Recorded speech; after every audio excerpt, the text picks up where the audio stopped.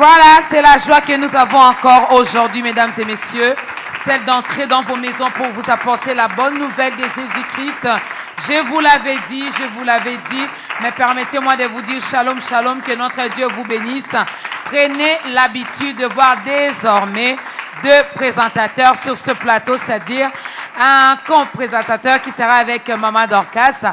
Alors aujourd'hui, nous avons la joie, l'honneur de présenter ce programme Ta Grandeur avec l'homme de Dieu, le pasteur Patou. Shalom, bienvenue. Shalom Maman Dorcas, shalom bien-aimés, frères et sœurs, vous nous suivez de partout, je ne sais pas si ça vous prend à quelle heure. Peut-être que vous êtes le soir déjà, le matin, je ne sais pas. Ça dépend. Ça dépend de là où vous êtes en train de nous suivre. Nous ne sommes pas déjà seuls, nous sommes aussi avec notre invité. Mais tu as deux casquettes aujourd'hui. Hein. Oui. Mais on va utiliser seulement vraiment, la casquette des présentateurs. Je vais faire un effort. Ne prêche pas. Non, pas du tout. Ne chante pas. Je ferai un effort. Pose seulement des questions. Je ferai un effort. C'est bon?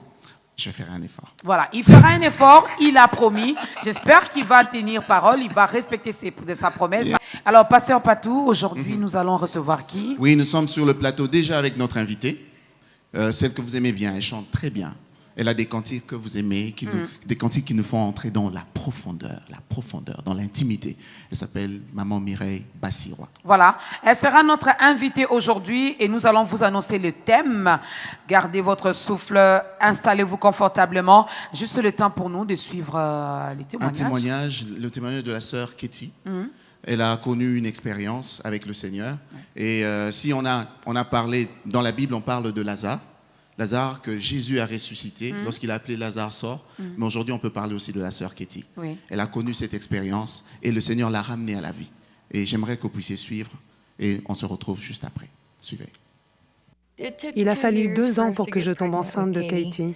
Et nous étions extrêmement reconnaissants de la voir. Elle complétait notre famille. Katie Ashley avait à peine 6 semaines lorsque ses parents, Amy et Gary, remarquèrent quelque chose d'anormal. Sa respiration était très difficile et lourde. Elle faisait comme ça. Katie semblait avoir beaucoup de mal à respirer, comme si elle avait beaucoup de difficultés. Ils l'emmenèrent immédiatement aux urgences, où les médecins découvrirent qu'elle était atteinte de tachycardie. Elle fut envoyée aux soins intensifs où on lui diagnostiqua une SVT, une tachycardie supraventriculaire, une condition causée par un dysfonctionnement électrique au niveau du cœur. Cela provoquait un stress à son cœur. Ils ont décidé qu'il fallait ralentir le rythme sans plus attendre. Après avoir réussi à ralentir son rythme cardiaque, elle a été bien pendant plusieurs heures. Je suis descendue et les grandes portes se sont ouvertes. Il se tenait là, tout en blanc, les yeux grands ouverts, et il a dit « Elle ne respire plus ». Je me suis précipitée dans la pièce et elle était là, minuscule, toute blanche, toute pâle comme un fantôme. L'infirmière avait déjà commencé le massage cardiaque. J'en ai eu le souffle coupé. Alors nous avons prié, vraiment prié, du fond de notre âme, en suppliant Dieu de la sauver, de nous ramener notre bébé. C'était inimaginable, mais nous nous accrochions à notre espoir et continuions de prier. Le docteur Athos Colomb, pédiatre cardiologue, participa également au massage cardiaque de Katie. Techniquement, Katie était morte. Je veux dire par là qu'elle était en état d'asystolie. Son cœur ne battait plus et ça a duré longtemps. Les amis et la famille furent informés que Katie luttait pour survivre. Le cousin d'Amy, Moïse, se précipita à l'hôpital. Alors qu'il y avait tout ce chaos et cette agitation, j'ai senti le besoin de me rendre dans la chapelle de l'hôpital. C'est là que j'ai entendu Dieu me parler très clairement en disant « Katie ne mourra pas aujourd'hui. Aujourd'hui n'est pas son jour. » Pendant près d'1 heure et demie, le médecin et son équipe continuèrent le massage sur le corps sans vie de Katie. Cela faisait si longtemps qu'ils tentaient de la réanimer. Et elle ne revenait toujours pas. Alors, assis dans le couloir, son père et moi, nous sommes demandés s'il ne fallait pas arrêter. Parce que c'était trop long. Ça devenait comme torturer son petit corps. Habituellement, on masse pendant une demi-heure environ, et nous considérons ensuite que le cerveau a trop souffert et nous arrêtons. Mais pour une raison inconnue, dans le cas de Katie, nous avons continué.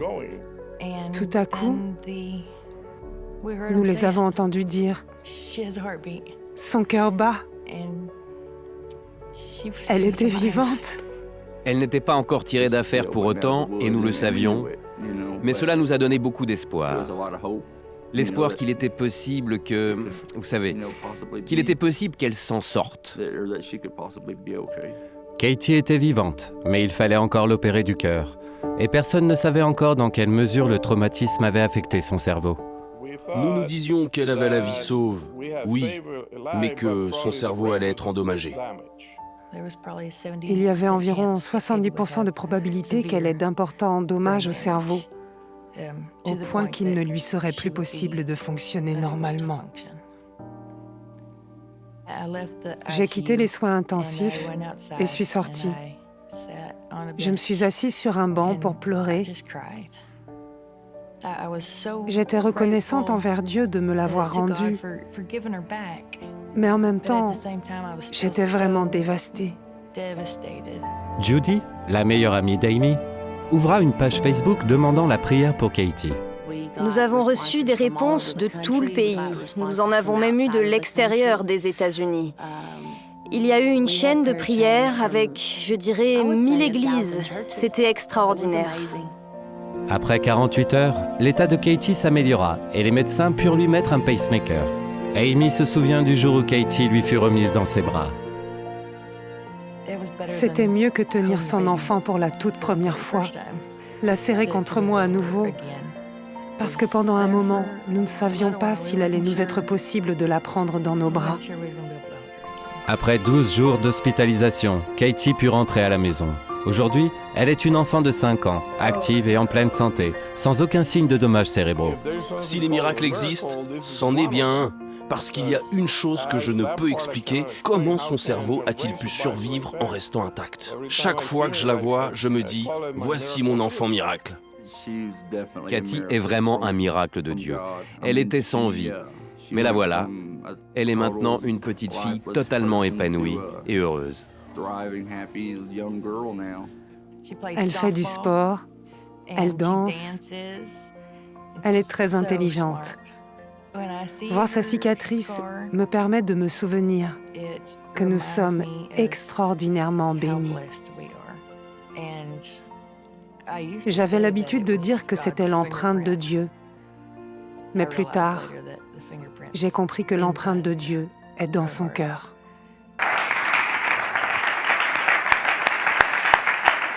Voilà, nous venons donc de suivre le témoignage de Katie qui est revenue à la vie. Alors, notre invitée là, on vous a dit au début que nous recevons aujourd'hui maman Mireille Bassirois.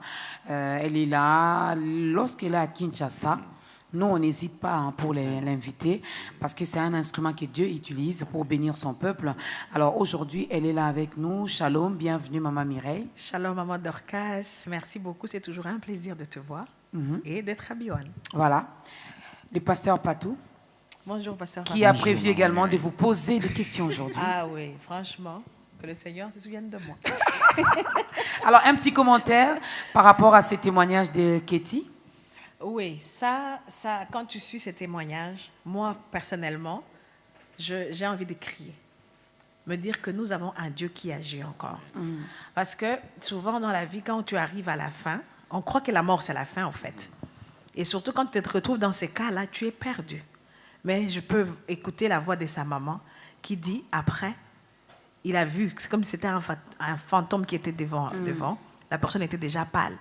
Et quand le Seigneur touche et que la personne revienne à la vie, c'est un miracle qui nous fait toujours du bien. Alors, quel cas, qu'est-ce que tu as aujourd'hui?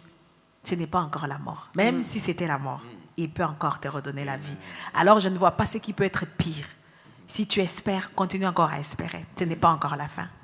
Ah, ça c'est bien, on peut acclamer pour ça. Donc, ne désespère pas, ne désespère pas. Là, je suis un peu en train de briefer aussi notre thème. Hein. Donc, aujourd'hui, nous parlons de la persévérance dans l'épreuve. Hein, pas dans la preuve. Non, dans l'épreuve.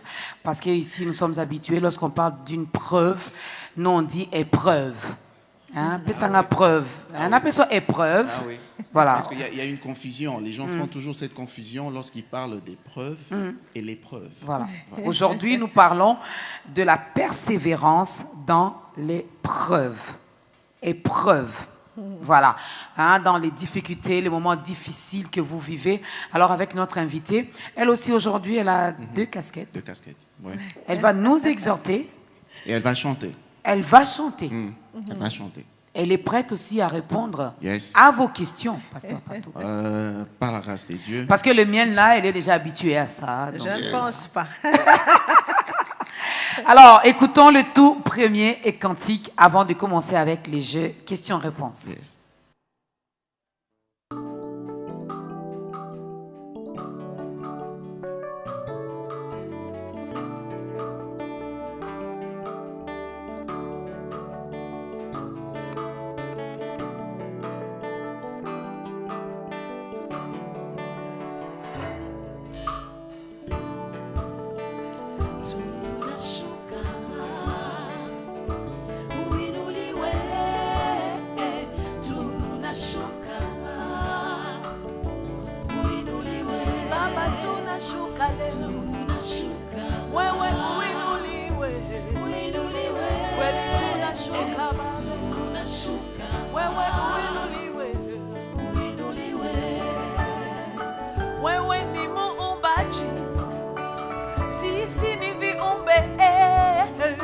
Wewe ni mwenye nguvu, sisi ni wabovu, hatuna cha kuonyesha.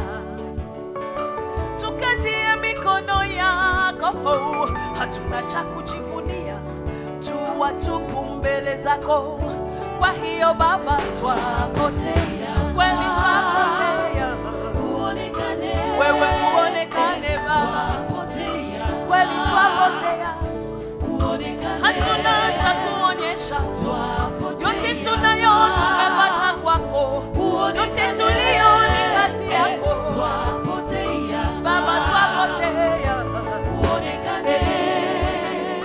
Baba akauliza, ni mtume nani?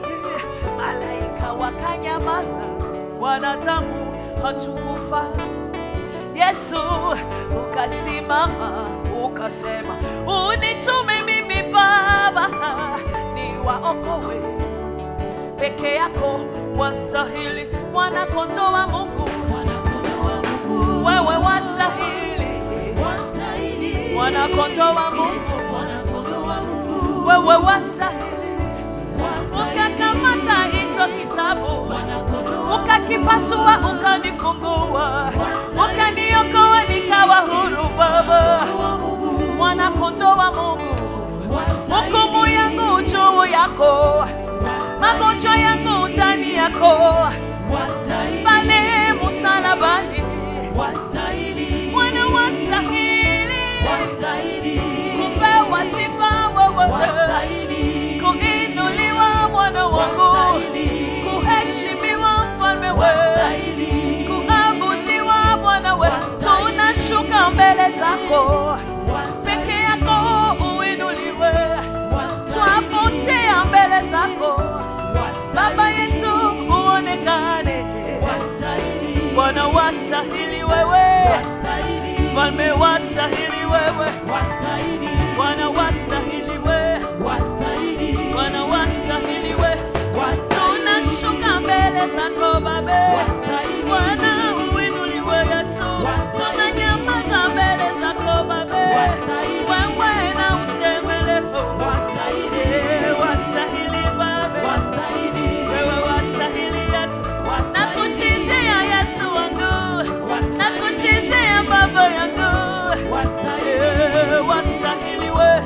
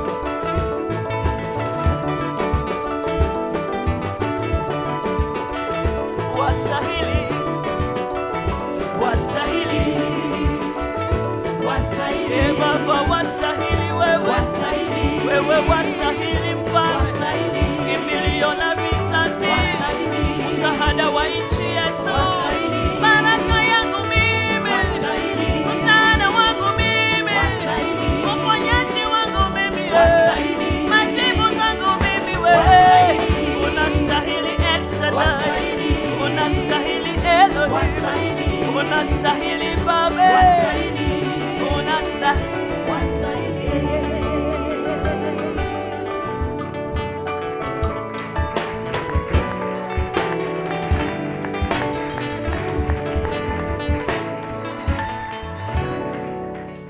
J'ai failli me lever déjà. J'ai dit, ah, non, c'est pas la fin, c'est le début.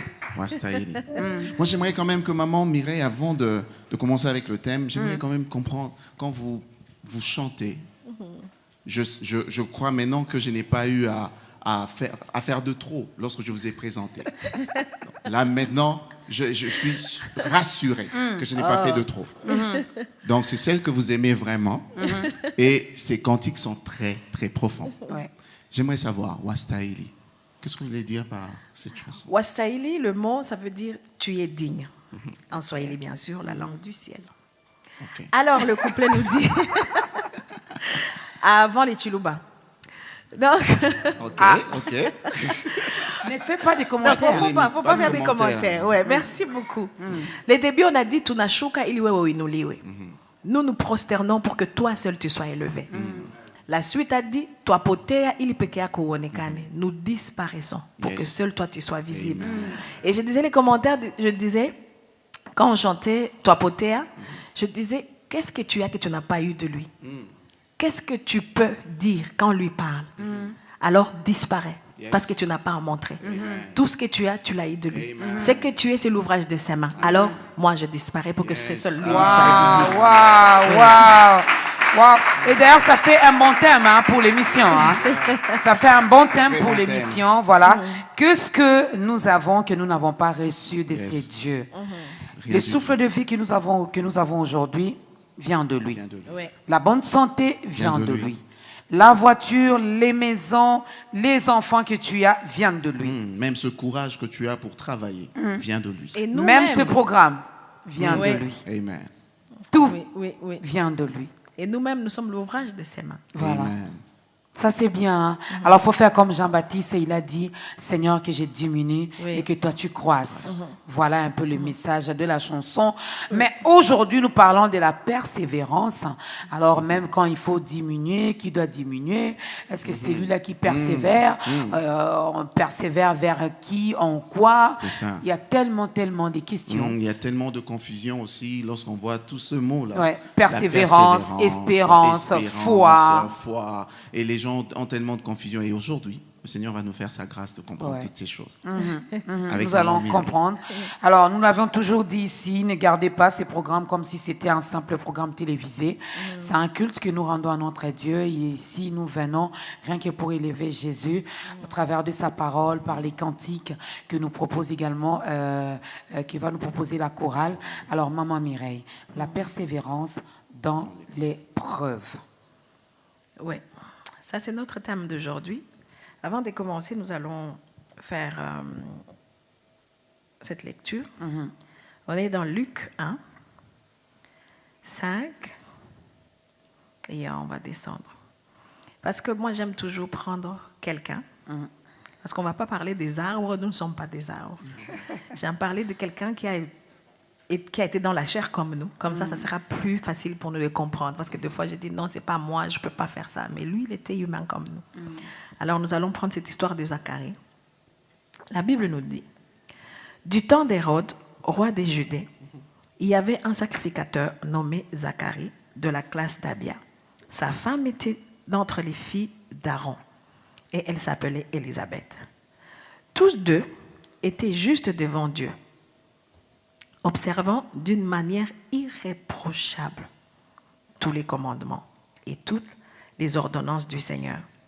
Ils n'avaient point d'enfants parce que Élisabeth était stérile et ils étaient l'un et l'autre avancés en âge.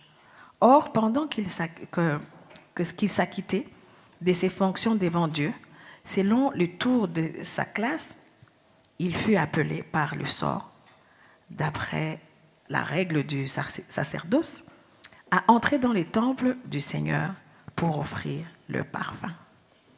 Là, on parle de Zacharie, qui était sacrificateur. On a dit notre thème aujourd'hui, c'est la persévérance dans l'épreuve. Quand tu prends juste ces mots-là, tu parles des gens matures. On ne parle pas de la persévérance avec les enfants. Ils ne savent pas ce que ça veut dire. Donc là, on parle des gens qui savent d'abord c'est quoi l'épreuve. Pour parler de la persévérance, c'est que la personne a compris c'est quoi l'épreuve. Alors, quand on prend comme ça Zacharie, c'était un sacrificateur. Ça veut nous dire qu'il savait ce qu'il était. Il avait une alliance. Donc, ce n'était pas n'importe qui qu'on a ramassé. Comme Maman Dorcas aujourd'hui, comme les pasteurs Patou ici, comme moi-même, nous ne sommes pas des enfants. Chacun de nous a une alliance avec le Seigneur. La personne qui nous suit, qui a une alliance, il sait aussi. Alors, c'est de ces gens-là qu'on parle maintenant. Parce que là, ça sera plus facile pour nous de comprendre ce que c'est. L'épreuve est donnée à nous tous. Mais la persévérance, ce n'est pas pour tout le monde. Alors, quand on parle de la persévérance dans l'épreuve, c'est que on a besoin des gens matures. Je me répète pour que ça soit clair dès le départ. Parce que je ne parle pas de la tentation. Souvent, on confond les deux choses. Là, on parle de l'épreuve, comme tu l'as bien cité au début. Alors, ce couple ici était mis à l'épreuve. La Bible dit clairement qu'ils étaient irréprochables. Moi, aujourd'hui, je ne sais même pas si Dieu peut témoigner cela de moi. Peut dire que non, ma servante ici ou bien la sœur ici est irréprochable. Parce que c'est difficile. Mais Dieu est bon, il est miséricordieux. Quand tu travailles devant sa face fidèlement, il y a des choses qui t'épargnent et il peut dire que tu es irréprochable. Donc souvent, quand tu passes par des épreuves, les gens qui nous regardent, les amis, l'église même, peut dire que non, peut-être que la personne a péché, c'est pour ça qu'il souffre comme ça. C'est pas normal qu'un serviteur de Dieu passe par ces genres d'épreuves. Ces gens ici, ils observaient la loi. Ils étaient irréprochables, mais la femme était stérile. Quand la femme est stérile, avec un homme comme ça, un homme fidèle qui ne va pas aller chercher des enfants ailleurs, donc c'est comme si l'homme aussi était stérile. Donc l'épreuve là, même si ce n'est pas pour toi, tu es dedans que tu le veuilles ou pas. Et on voit ce couple, comment ils étaient soudés. Entre-temps, Zacharie est parti au temple faire son service comme si de rien n'était. Et ce qui me touchait dans ce passage, il allait faire son service. Il ne savait même pas qu'il allait entrer dans le temple pour offrir les parfums. La Bible nous dit que c'était par le sort qu'ils étaient tirés. Déjà, tu as ton infirmité, tu as ta faiblesse, mais tu pars avec une humilité. Parce que souvent, quand on passe par des épreuves, on devient aigri. Tout ce que les gens font, il faut que non, à mon Elinga, oh non, non, non. Il est parti, il ne savait même pas qu'il allait entrer dans les temples. C'est déjà nous dire que cet homme était humble, même dans son épreuve. Et c'est aussi une partie de la persévérance. Alors il arrive, comme Dieu est bon, c'est lui qui entre dans les temples. La Bible nous signale qu'ils étaient déjà avancés dans l'âge. Ils ne nous ont pas dit combien de temps ils étaient stériles. Mais déjà, on suppose qu'ils se sont rencontrés jeunes. Et s'ils étaient déjà avancés en âge, c'est que l'espoir était déjà parti. Voilà. Mais il a persévéré dans son service. Moi, j'aime trop l'église. L'église, c'est ma deuxième maison à part ma famille. Donc, je côtoie l'église toute la semaine. L'église, c'est moi. Je vois aujourd'hui comment la persévérance même, la fidélité a quitté nos églises. Je viens aujourd'hui, j'ai mon problème. Si le pasteur n'a pas fait attention à moi, je pars. Je suis dans la chorale, si la responsable n'a pas fait attention, moi, ou bien je ne viens plus à l'église. Ce serviteur ici, il venait toujours faire son service, malgré l'épreuve par lesquelles il passait. Et c'est quelque chose que j'admire. Je me dis, s'il y a quelque chose, on sait bien, quand on passe par, on fait les études, avant de passer dans la classe supérieure, tu dois faire, j'aime bien le français qui dit le preuve. Nous, le français, les examens. Les examens. Les examens, mais le vrai mot, c'est les épreuves. On examine qui? Ouais. Alors, si tu ne passes pas par là, tu ne passeras pas dans la classe suivante. Tu veux étudier sans passer par des épreuves, eh bien, tu vas rester là. Si tu veux passer de l'autre côté, tu dois passer par là. Quand je te parle comme ça, maman, Dorcas et pasteur, je ne peux pas dire que j'en sais quelque chose, mais je peux le dire aussi. Parce que je pense que j'avais déjà dit ça une fois ici. Quand le diable veut me toucher, il prend le temps de préparer son coup. Et il vient personnellement, il ne m'envoie pas des petits démons. Mais ce que j'aime bien, quand Dieu vient me défendre, il vient lui-même. Amen. Parce que quand tu es dans l'épreuve, tout ce dont on a besoin, c'est cette présence de Dieu. Tu vas voir ses serviteurs avec ce qu'il était, avec ce qu'il avait. Il est quand même parti dans les temples. Il a compris que ma solution, c'est là que je vais trouver. Alors, souvent, nous, ce qui nous éloigne, c'est les épreuves. Tu veux aller au-delà, mais tu ne veux pas passer par des épreuves. Dès que ça te touche un peu, tu fuis les temples. Tu fuis la présence de Dieu. Tu fuis ton temps de prière. Et tu entres dans les lamentations, tu commences à te plaindre. Et du coup, tu perds même la force. Voilà. Et pourtant, normalement, cette histoire-là doit nous pousser à chercher encore Dieu davantage. Yes. Et moi, j'ai compris que si je voulais grandir, je dois accepter l'épreuve. Parce que la Bible me dit que il ne va pas me tenter au-delà de mes forces. Il ne va pas m'éprouver au-delà de mes forces. Alors j'ai appris... Est-ce que, Maman Mireille, une parenthèse, est-ce qu'il est obligé de faire ce que vous venez de dire là? Obligé de passer par des épreuves? Oui. Obligé. Et ça, c'est gratuit pour tout le monde. Tu es chrétien, tu n'es pas chrétien, tu y passeras. Tu n'as pas de choix. Ok. Moi, j'aimerais... Merci.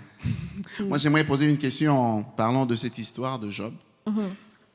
Job, je ne sais pas si on va appeler ça tentation, épreuve. Épreuve. Voilà, Oui. on appelle ça épreuve. Hein? Oui. Job, le Seigneur qui voit le diable, j'ai toujours dit que le diable était en train de circuler, de sillonner par-ci, par-là. Il n'avait pas de maison, donc je ne sais pas s'il en a un ou une maison, je ne sais pas. Mais le Seigneur regarde et il rencontre le diable. Il lui parle de Job. As-tu vu mon serviteur Job? Le Seigneur témoigne de son intégrité. Et le diable qui dira à Dieu, c'est parce que tu lui as donné tout ce qu'il a. Essaye seulement de retirer et tu verras comment est-ce qu'il va, il va partir, il va te maudire, il va te rejeter. Maintenant, ma question est celle-ci. Par rapport à l'épreuve de Job, est-ce que Dieu avertit avant de faire passer quelqu'un dans cette épreuve, ou Dieu prépare son épreuve et te fait entrer dedans, comme c'est qu'on a vu avec Job. Tu subis. Tu subis seulement l'épreuve. Tu vis cela. Tu vis ça seulement. Et Dieu ne t'a pas dit ça. Est-ce qu'il avertit avant de nous faire passer dans des épreuves? En quelque sorte, je peux dire qu'il avertit et dans l'autre côté, il n'avertit pas. 2 fois. En tout cas, c'est des cas, ça dépend des cas. Parce que je veux dire qu'il avertit dans quel sens? Comme j'ai dit, quand on est à l'école, tu as des interros, tu as des devoirs, tu as des cours. Mais seulement souvent, nous, on est distraits. Okay. Dieu ne peut pas te faire tomber, il ne va pas te faire tomber du haut de, je ne sais pas de quel étage et te laisser dans les vides. Donc, il ne peut pas faire tomber l'épreuve sur toi sans que tu ne sois préparé. Sa façon d'avertir, c'est une préparation qu'il nous donne. Okay. Tu vas voir, par exemple, moi personnellement, souvent, quand j'entre dans un temps de prière intense, je commence à avoir peur, c'est qu'il y a quelque chose qui arrive. Je me rappelle, j'avais une année où j'ai dit, je prends les 2 semaines du mois, je jeûne, je prie. Je mange seulement les 2 autres semaines. J'ai commencé l'année, on est arrivé en août. Papa, elle est mort. J'ai dit, Seigneur, comment tu peux faire des choses comme ça? On est amis, là. Et l'année qui suivait, j'ai dit, non, je ne vais pas faire 2 semaines, c'est beaucoup, je fais 3 jours. Et tout allait bien. Après 3 jours, j'avais l'impression que chaque mois, ça n'allait pas. L'année qui suivait, j'ai dit, non, je prends quand même 7 jours. J'arrive vers mai comme ça, mon père meurt. Déjà, j'avais difficile de continuer l'année. J'ai dit, je continue toujours à prier mon programme ou pas. Et puis, c'était tombé. Donc, j'avais commencé les jeunes aujourd'hui. Et il m'aurait le 3 comme ça vers le 4. Donc, je devrais finir mon programme. Okay. Et tout ça, quand je m'approchais, tu vois que tu parles avec Dieu, tu as une autre dimension. Quand l'épreuve arrive, si je dis qu'il ne m'a pas prévenu, il ne m'a pas préparé, je mentirais. C'est que je n'étais pas assez... je n'ai pas fait assez attention pour remarquer ce qu'il voulait. C'est qu'il voyait que dans cette épreuve ici, ma fille aura juste besoin de la force spirituelle. Et il me prépare pour ça. Alors, je répondrai à votre question pour dire qu'il nous prépare toujours et il nous avise au fait. Il suffit seulement d'être attention. Hein. Oui. Alors, souvent, on est distrait, mais il nous avise toujours. Il ne peut pas donner l'épreuve à quelqu'un de 60 ans et que tu as 10 ans. Impossible. Il nous avise toujours et il nous prépare pour ça. Mais moi, je me dis, hein, bon, Zacharie, oui, il a existé. Job, oui, ils ont existé et tout. Jésus a pris ma place. Il a pris mes souffrances. Alors, je me pose cette question. Pourquoi devrais-je encore passer par l'épreuve? Pourquoi les déserts encore dans la vie? Puisque Jésus a tout accompli. Je me dis, bon, la vie doit être normalement en rose. Je me réveille, je dors paisiblement, je me réveille, je vais à mes occupations, je rentre, sans pour autant que je passe par les déserts. Effectivement, maman Dorcas, parce qu'il a tout pris. C'est pour cela qu'il faut que tu y passes. Parce que ce n'est plus désormais, ce n'est plus toi qui portes, c'est lui qui te porte. Je m'explique. Quand tu as une relation personnelle avec Dieu. Là, on a dit dès le départ, on parle des gens qui ont une relation personnelle avec le Seigneur. Matures. Oui.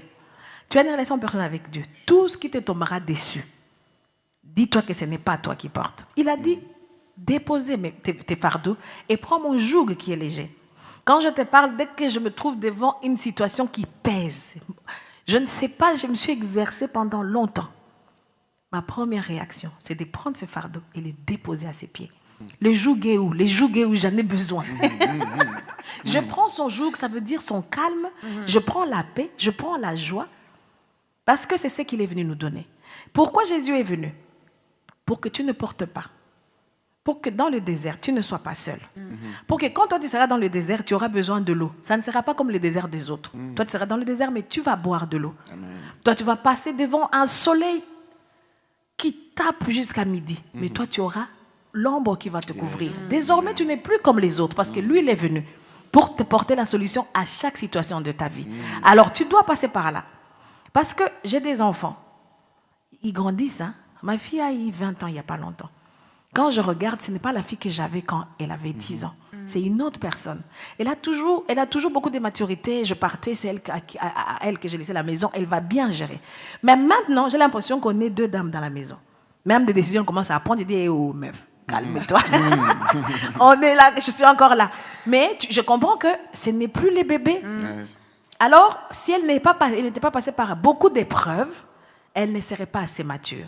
Ça ne veut pas dire parce que je suis dans la même maison que ma mère, alors elle fait tout, comme tu viens de dire, je suis calme, tout va bien. Non, je suis là, ton papa est là, tu es dans la maison, mais il y a des épreuves, il y a des situations que tu dois gérer en tant qu'enfant. Et c'est pour cela que Dieu a mis des épreuves pour nous. Il est notre Dieu. Il a tout porté pour nous, mais pour que nous puissions grandir, pour que nous puissions même comprendre les mystères qu'il a fait. Venir, un Dieu porter un corps pour nous, nous devons passer par des épreuves pour grandir. Yes, amen. Toute épreuve, préparez-nous déjà le deuxième cantique, hein, une petite question de curiosité. Toute épreuve est signe de malédiction? Pas du tout. Pas du tout alors. Parce que ça dépend de comment tu définis ton épreuve. Comme on a dit, il y a la différence entre la tentation et l'épreuve. On va expliquer ça après.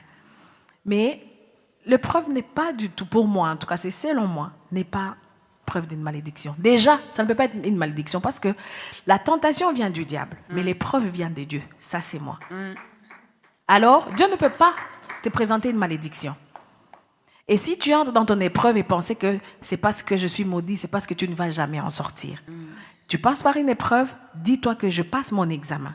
Ma vie en dépend. C'est comme si quelqu'un me surveillait. Si je joue mal cette carte-là, je suis foutu. Entre toujours dans l'épreuve avec cet esprit-là. Et tu vas voir que ça sera différent. Tu vas en sortir avec moins de bobos, avec moins de blessures. Parce que tu as pris l'épreuve déjà avec un bon esprit. Mais quand tu entres dans l'épreuve où tu te dis non, je suis maudit. Ça m'arrive parce que ma famille a fait ça, parce que mon oncle a fait ça, parce que ma tante a fait ça. Déjà là, tu es loin de la leçon. Même les devoirs, là, tu ne vas pas réussir. Parce que c'est lui qui envoie l'épreuve, c'est Dieu. Je vais m'expliquer. Parce que souvent, on confond aussi la tentation et l'épreuve. Hein? La tentation, c'est quoi? Je prends l'exemple de Jésus qui est notre modèle. On voit dans la Bible qu'il est parti à la montagne pour prier pendant 40 jours. La Bible nous dit que le diable l'a tenté. On ne nous a pas dit qu'il était éprouvé. Ouais, non. Il était tenté. Yes. La tentation, c'est quand tu as le choix de prendre ou de laisser. C'est une invitation. Oui. Le diable se prépare pour te faire tomber. Alors là, on nous dit, Jésus avait le choix de se dire non, je vais l'adorer comme ça, il me donne tout. Il avait le choix. Dans la tentation, tu as toujours le choix. C'est comme quelqu'un qui buvait avant. C'est un exemple On ne va pas entrer dans les débats, là, ce n'est pas notre sujet d'aujourd'hui. Quelqu'un qui buvait avant et puis il prend la décision, ou fumait, il prend la décision d'arrêter. Il arrive dans une fête, on lui présente l'alcool. Il a le choix de dire, je prends cet alcool, et puis après il continue, c'est comme encore il devient ivrogne ou pas. Ou bien il s'est dit, non, j'ai arrêté cette histoire, je ne veux pas revenir dessus, je ne prends pas. C'est une décision. Mais on va voir l'épreuve, c'est autre chose qui n'a rien à voir. Jésus est parti à la croix, ça c'était son épreuve à lui. Donc il a quitté le ciel pour passer par cette épreuve-là, mourir pour moi. La tentation qu'il a eue à la montagne, c'était juste pour lui. Il pouvait accepter la proposition du diable et oublier sa mission. Et c'est là qu'on va le voir quand il allait à Golgotha, il disait, Seigneur, si ça dépendait de moi, si au moins je pouvais avoir le choix, pour dire, si au moins c'était une tentation, j'allais dire, je succombe, je laisse. Yes. Mais il n'avait pas de choix. Et c'est comme ça que dans l'épreuve, nous n'avons pas le choix d'abandonner. C'est de cette persévérance-là dont je vais insister aujourd'hui. Te dire que tu n'as pas le choix. Parce que quand tu tombes, tu ne peux pas savoir combien de gens tu sacrifies. Tu ne peux pas savoir combien tu perds d'abord par toi-même. Si Jésus avait dit, franchement, Père, ce coupe ici, je ne prends pas. Je débourse chemin, je pars. Je ne serai pas sauvé. Tu ne serais pas sauvé. Et lui-même, il n'aurait pas la gloire qu'il a eue. Parce que quand il est monté au ciel, ce n'était pas celui qui était descendu. C'était quelqu'un d'autre. Donc, quand tu échoues ton épreuve, quand tu ne persévères pas, tu ne sais pas ce que tu rates. Maman Mireille, avant de passer à avant de passer au deuxième cantique, vous venez de me donner une question de plus par rapport à l'épreuve. J'aimerais juste savoir, est-ce que, comme vous venez de répondre par rapport à l'épreuve, que c'est Dieu place l'épreuve devant de nous. Mais quelqu'un d'autre, est-ce qu'un homme peut lui-même se retrouver dans cette épreuve à cause de lui? Cette épreuve qui l'emmène jusqu'à perdre, jusqu'à mourir à cause de lui, à cause de quelque chose qui ne provient pas des dieux, quelque chose qui provient de lui. C'est possible? C'est possible aussi. Okay. Parce que c'est comme dans l'école encore, je vais y revenir souvent. Quand tu échoues, bien sûr que tu reprends toi à zéro. Ce n'est pas la faute du prof. Ce n'est pas la faute de tes collègues. C'est ta faute personnelle que tu as été distrait, tu n'as pas assez étudié, tu n'étais pas assez préparé. Et c'est comme ça dans la vie aussi. Dans l'épreuve, il y a des choses que Dieu nous donne, des éléments. Peut-être que tu vas passer par l'épreuve, ça sera plus simple pour toi. Mais à cause de ta distraction, à cause du péché, à cause de la tentation, à cause de plein d'éléments, tu as succombé, mais comme tu dois toujours passer par l'épreuve, parce que si Dieu te fait quelque part, il va tout faire pour que tu y arrives. Il va repasser l'examen, et souvent, c'est plus dur que le premier. Parce que quand tu as échoué cet examen-ci, quand l'autre revient, pour toi, tu te dis, bon, j'ai déjà eu celui-là, Et puis, tu arrives devant la feuille d'examen, on a changé de questionnaire, et bien, tu fouilles. Alors, c'est pour ça que c'est toujours bien de passer par le premier. Donc, pour répondre à votre question, c'est possible. Des fois par notre faute, des fois par ne pas être persévérant. On succombe à la tentation et on souffre plus. On va parler des enfants d'Israël. S'ils étaient sages, ils n'auraient pas fait tous ces temps dans les déserts. Mais à cause de leur faute, leur épreuve a duré pendant des années et des années. Ils ont créé leur épreuve. Oui, ils ont créé eux-mêmes par leur faute. Donc, c'est possible que nous-mêmes, nous créons notre épreuve par notre faute. Voilà. Si les enfants d'Israël étaient sages. Ah, la sagesse. Ça, j'aime. Il faut la demander à Dieu. N'est-ce pas? La Bible nous dit, lorsque nous en avons besoin, que nous puissions demander à Dieu. Ouais. Et il va bien sûr nous l'accorder. Alors, deuxième cantique.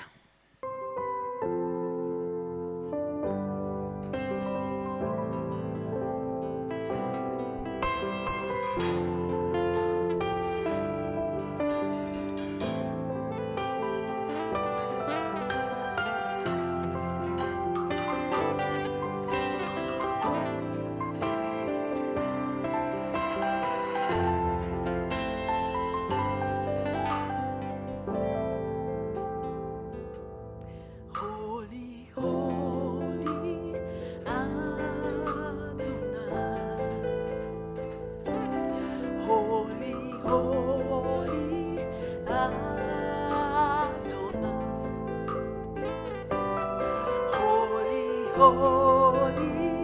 Adonai.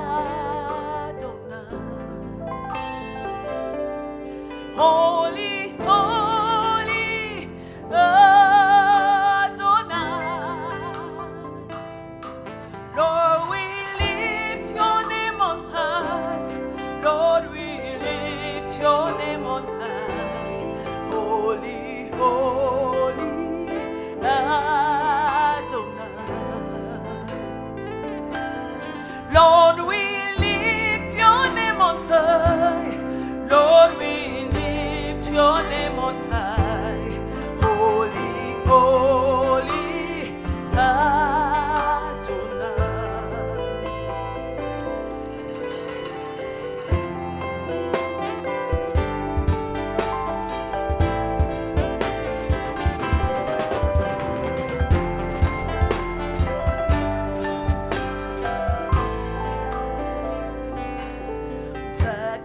Takatifu Adonai. Takatifu Adonai. Takatifu Adonai. Takatifu Adonai. Twainua jina lako, twainua jina lako. Takatifu Adonai. Tu es saint, Seigneur. Saint, saint, saint Adonai. Le Saint d'Israël, c'est toi, Seigneur.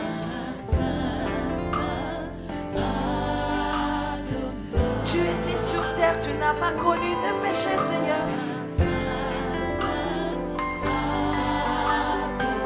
Tu es venu saint, tu es rentré saint, Adonai.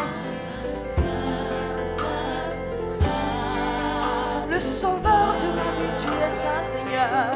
Saint, saint, saint Adonai. Saint, tu es Seigneur. Saint, saint Adonai. Nous élevons ton nom plus haut, Seigneur. Nous élevons ton nom plus haut. Nous élevons ton nom, Saint Adonai. Saint, saint, saint Adonai. Nous élevons ton nom plus haut, plus haut, plus haut, plus haut, plus haut. Nous élevons ton nom plus haut. Saint, saint Adonai. Saint Adonai, tu es Saint, saint, saint Adonai. Tu es saint, Seigneur, saint, saint, saint, saint, saint Adonai. Nous nous joignons aux anges, nous disons que tu es saint, agneau de Dieu. Ils t'adorent en disant tu es saint, saint, saint, saint. Nous confirmons que tu es saint, Jésus.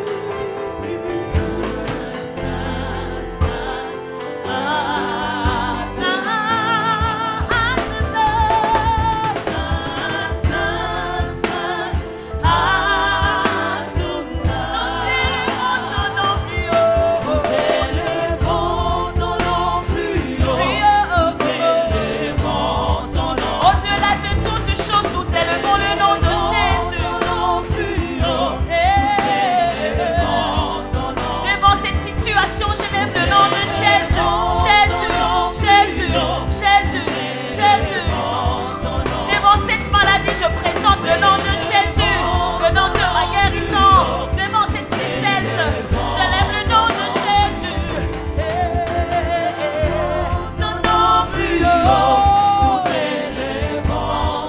Le nom de ma consolation, le nom de ma victoire, le nom de ma puissance. Jésus, Jésus.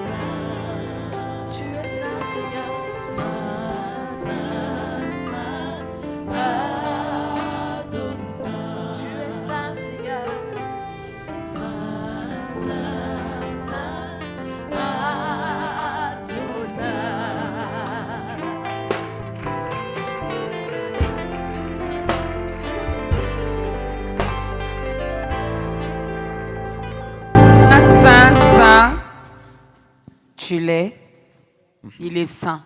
Même si toi, tu ne le dis pas. Lui, il est saint. Yes. Même si toi, tu refuses d'élever Jésus, il est saint. déjà élevé. Il est saint. Alors, quoi de mieux? Joignez-vous donc à nous et ensemble, élevons Jésus encore une fois de plus dans ce nouveau numéro de ta grandeur. La persévérance dans l'épreuve. Oui. La persévérance dans l'épreuve. Il y a une question que j'aimerais poser qui est certainement, ce qui ne parle pas de l'épreuve, certainement. Mais j'aimerais savoir, celui qui persévère, certainement cette personne a une promesse. L'épreuve, la promesse, la persévérance. Comment vous parlez de ça? Est-ce que la personne passe par cette épreuve parce qu'il y a une promesse, ou la personne passe par cette épreuve seulement comme quelqu'un qui ignore toute chose? Est-ce qu'elle passe par cette épreuve en persévérant parce qu'il y a quelque chose, ou vous allez expliquer Qu'il ça attend, comment? par exemple, avec le peuple d'Israël. Yes. Moïse leur a parlé. Il savait qu'il y avait la terre promise qui les attendait. Donc voilà, on persévère, parce qu'à la fin, eh bien, on va finalement habiter ces pays où coulent les laits et les miels. Avant de répondre à la question, je veux déjà vous dire que c'est lui qui persévère dans l'épreuve. Il n'a pas seulement la promesse, il a l'accomplissement. Okay. C'est ce qu'il attend de l'autre côté, Wow. bien sûr, si on peut voir l'histoire qu'on a lue ici. Alors, ça dépend. Excusez-moi, Mireille, c'est là qu'il fallait acclamer. Vraiment. C'était vraiment fort. C'est là qu'il fallait Ouais. vraiment acclamer. Là, il réagit en tant que pasteur. Hein. Vous comprenez? Il est pasteur. Alors, celui qui persévère a déjà l'accomplissement. Amen. Mais ça dépend des gens. Il y a quelqu'un, par une promesse qu'il a eue, il s'est dit, je ne lâche pas parce que je sais où je vais. OK. Celui-là, comme j'ai dit tantôt, son épreuve sera plus facile ou il va les prendre différemment. Parce qu'il espère en quelque chose. Il a la foi en quelque chose. Parce que la Bible nous dit que la foi, c'est Ferme assurance. des choses qu'on Des choses espère. qu'on espère. Et la démonstration. Et Celle qu'on ne voit pas. Donc, quand on ne voit pas encore la foi, on en a besoin. Amen. Dans l'épreuve, c'est comme quand tu prépares, tu as besoin d'oignons, tu as besoin de tomates et tout. Dans ton épreuve, si tu n'as pas la persévérance, tu n'as pas la foi, tu n'as pas l'espérance, c'est compliqué. Donc, quand on parle de l'épreuve, arme-toi déjà de la foi, arme-toi déjà de l'espérance. Donc, continue à espérer. Parce que si tu es dans le cas où tu n'as pas de promesses, il y a des gens, ils passent par l'épreuve, ils ne comprennent pas pourquoi. Ils se disent, Seigneur, pourquoi? Je vais prendre mon cas. Parce que des fois, on parle de Paul, on parle de Zacharie. Ah oui, on parle hein. de... Quelqu'un dira, mais je ne suis pas Zacharie, moi. C'est ça. Je ne suis pas Anne, je ne suis pas Job. Ah, c'est ça. Je vais parler d'une épreuve par laquelle je suis passée sans promesse. OK. Il y a d'autres, j'avais la promesse, je savais que je pars là-bas. Même si tu pouvais me couper les bras, je vais persévérer parce que je sais que ce qui m'attend là-bas, c'était dur. C'était lourd. Mais là, je suis passée par une épreuve, il n'y avait pas d'espérance dans le sens où je n'avais pas une promesse. Je ne comprenais pas pourquoi, Seigneur, tu le fais. Pour ceux qui ne connaissent pas, c'était l'année passée, bientôt 1 an que j'ai perdu mon fils. C'est mon tout dernier. Bon, je n'avais pas encore parlé de ça. Mais le Seigneur est ici et Amen. tous les fardeaux tombent. Amen. Alors, c'était pas quelque chose... D'abord, je n'étais pas préparée. C'était au début de l'année passée. Je commençais l'année, comme je vous ai dit. J'ai dit non, je prends 21 jours. J'ai annulé tous mes programmes de voyage, tous mes programmes de prestations, tout. Je n'étais qu'à l'église, je me suis concentrée à la chorale, je me suis concentrée au culte. J'ai dit, je ne bouge pas. Seigneur, je veux te voir, que cette année, que je te voie différemment. J'avais une soif, j'avais l'impression que mon cœur allait sortir. Je me sentais bien seulement quand j'étais dans sa présence. J'ai fini mes 21 jours de prière. Alors, je me suis dit, je prends 1 semaine à la maison et puis je commence le voyage. Et les enfants sont partis à l'école comme tous les jours. Ils reviennent normal. Et on finit de manger. Ils voulaient manger dehors ces jours-là. Et ils sont partis manger. Et on revient à la maison. C'était le 4e. Il avait 12 ans. Dans 1 mois, il aurait 13 ans. Il me dit, maman, j'ai mal à la tête. Bon, mal à la tête, tu prends un dafalgan. Ils avaient l'habitude, tu as mal. Un calmant, oui, et puis ça passe. Hein. Celui-là, il était un peu différent des autres. Quand il est malade, il faut que je prie pour lui pour qu'il soit sûr qu'il va être guéri. Même quand il prenait les médicaments, il n'était pas sûr. C'est quelqu'un, on avait déjà vu, j'avais déjà passé mon témoignage ici à Biwan. Quelqu'un, on avait déjà vu la main de Dieu dans sa vie. Dieu l'avait déjà visité avec un miracle très, lourd. Hein? Alors, il croyait en Dieu, il avait une foi impossible. Pour lui, il n'y a que Dieu. Alors, je lui donne un Dafalgan parce que on venait de venir de la maison, j'avais d'autres choses à faire. J'ai dit non, je lui donne un Dafalgan, je ne suis pas assez concentrée pour libérer l'onction. Alors, il prend les médicaments. Quand je finis ce que j'avais à faire, je m'occupe de lui. C'est quelqu'un qui voulait beaucoup d'attention. Je m'occupe de lui. Et puis, il dit, maman, tu n'as pas encore prié pour moi. J'ai dit, je prie pour toi et tu vas dormir. J'ai prié pour lui, il a dormi. Je fais ma ronde de 3 heures du matin, je me réveille pour prier. Je passe toujours dans les chambres voir si tout va bien. Je le trouve assis sur son lit. Je dis, qu'est-ce qui se passe? Pourquoi tu dors pas, maman? J'ai mal. Pourquoi tu ne m'as pas appelé? Il me dit, je savais que tu allais passer. J'ai regardé, alors je dis, c'était -2. C'est que tu passes maintenant. Alors j'ai dit, qu'est-ce que je peux faire? Je l'ai pris avec moi dans ma chambre. Il n'allait pas bien du tout. J'ai encore prié pour lui. Il a encore dormi. Comme souvent, ça marche. Et le matin, je me suis dit, je ne vais pas le laisser aller à l'école. Il allait un peu mieux, mais je me suis dit, comme à 3 heures, il ne dormait pas, c'est qu'il a quelque chose. Ce n'était pas quelqu'un qui était trop capricieux dans le sens où il n'a pas mal, il te dit qu'il a mal. Non. J'ai d'autres, dès que ça gratte un peu, maman, et tout touche là-bas. Non, lui n'était pas dans ce cas-là. Alors, je l'amène à l'hôpital. Je me suis dit, ne pars pas à l'école, on va aller aux urgences, comme ça on regarde si tout va bien, c'est tout. On est parti à l'hôpital. On est arrivé, lui-même marchait, on parlait. On a commencé à faire des examens, on a fait des examens, il ne voyait rien.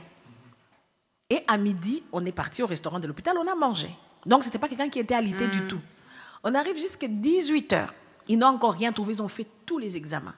Alors, le médecin, il ne voulait pas nous laisser libres parce que vers le soir, là, le mot de tête revenait. Alors, ils nous ont dit, on ne va pas vous laisser partir, vous restez à l'hôpital. Comme ça, demain, le neurologue va faire l'IRM pour voir s'il y a quelque chose. Parce qu'on a fait les scanners, on a fait des radios, on n'a rien vu. Mais comme le mal persiste, on va attendre. Donc, on est resté à l'hôpital pour faire un examen le lendemain. Ce n'était pas pour les soins. Mais comme il avait mal, de temps en temps, on lui donne un calmant. On est dans la chambre, comme on avait l'habitude, avant, parce que ça faisait longtemps qu'on n'était plus allé à l'hôpital avec lui. On a prié, on prend possession de la chambre et on fait nos prières. Et il me dit, maman, si tu vois la voiture que je vois, ta voiture là, tu vas la jeter. C'est une très belle voiture. Et puis, c'était un ami, c'était vraiment mon pote. Tu ne peux pas penser qu'il avait 12 ans, on parlait des choses sérieuses. Alors, j'ai dit, tu as vu une voiture où sur le lit de l'hôpital? Il me regarde et dit, maman, si tu pouvais voir ça. Je parle d'autre chose. J'ai dit, non, je vais appeler son père, il parle. J'appelle ses sœurs, ils parlent. Quand on finit, j'ai dit, on va dormir, on va se reposer parce qu'il était déjà vers 21h comme ça. Vers 22h, moi, je ne dormais pas. J'étais là à checker. J'ai dit, bon. Il me dit, maman, si tu entends le français que les chauffeurs parlent, même les Français des Français, c'est Bako Sapenza. Il parlait un très bon français. Alors là, je trouvais que c'était sérieux. Je lui dis, tu parles de qui? Il me dit, en tout cas, je ne sais pas, maman, si tu pouvais voir ça. Et il avait un sourire, Alors, c'est ce qui m'a fait tiquer. J'ai dit, c'est comme si c'était sérieux. Il n'avait plus mal à la tête. Il ne parlait plus de sa tête. Il me dit, si tu pouvais voir. Comme quelqu'un qui me disait, c'est toi qui vois, non? Regarde un peu. Avec une air de confiance pour me dire, comprends ce qui se passe. Et puis après, je lui dis, en tout cas, moi, je ne vois rien, je n'entends rien. Ce qu'on va faire, on va dormir. Parce que là, je vois que ça ne va plus. Alors, il me dit, maman, promets-moi que tu vas être forte. Tu m'as fait confiance, moi aussi, je te fais confiance. J'ai dit, mon bébé, je vais être fort à un point. Tu n'as pas idée. De toutes les façons, on est resté ici pour un examen. Il dit, non, on va commencer à m'opérer, on va faire plein de choses. Je veux seulement que tu me promettes que tu seras fort. J'ai dit, on ne va pas t'opérer parce qu'il n'y a rien. Déjà, toute la journée, ils n'ont rien vu. Ce n'est pas demain matin qu'ils vont voir quelque chose. Dès qu'il finit de parler comme ça, je lui dis, je pense qu'il faudra qu'on dorme. Il me regarde comme ça, il fait un sourire, et je vois comme si ses yeux partaient. Je crie, l'infirmier, venez vite. Et l'infirmier vient, il n'a fait aucun mouvement qui disait qu'il y a un problème. L'infirmier vient, il voit qu'il ne réagit pas. Il appelle le médecin pour couper court, on commence, tralala, on descend dans les soins intensifs. Ma Bible me dit que quand tu as la foi, Dieu agit. J'avais une foi de fer. Je n'avais pas cette peur-là qui pouvait même avoir une pensée de dire qu'il allait mourir. Ça, ce n'était pas du tout dans mes pensées. Je disais, Seigneur, tout ce qui arrivera, tu es là et je vais encore te voir. Yes. Ce n'est pas la première fois, tu le feras encore. Et dans les soins intensifs, ceux qui sont déjà passés par là, ils savent ce que c'est. Des soins dans tous les sens.